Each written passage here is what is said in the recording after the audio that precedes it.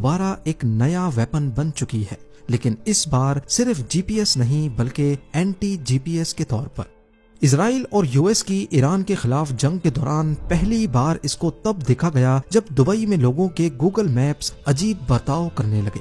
सिर्फ Google maps ही नहीं बल्कि टेस्ला की गाड़ियां, उबर, करीम और डिलीवरी राइडर्स की लोकेशन दुबई के बजाय या तो अरेबियन गल्फ में शो होने लगी या फिर असल लोकेशन से बहुत दूर कहीं रेगिस्तान में। पहले तो समझा गया कि शायद ये सिर्फ कोई सॉफ्टवेयर ग्लिच है, लेकिन बाद में फ्लाइट रेडार 24 में देखने पर मालूम पड़ा कि एयर ट्रैफिक की लोकेशन भी बार बार स्विच कर रही है। मिसाल के तौर पर ये एमिरेट्स का प्लेन मैड्रिड से दुबई अभी पहुंचा ही था कि यूएई के बॉर्डर पर कुछ वक्त के लिए इसकी लोकेशन में ग्लिच नजर आया। इसी तरह शारजा से इजिप्ट जाने वाली फ्लाइट की लोकेशन में भी एक जिग-जैग पैटर्न देखा गया। शारजा से मुंबई की फ्लाइट में भी पहले प्लेन की लोकेशन अरेबियन गल्फ में 3 अलग अलग पॉइंट्स पर शो हुई और फिर जिग-जैग का एक ऐसा फ्लाइट पैटर्न शो होने लगा जो किसी भी तरह मुमकिन नहीं है।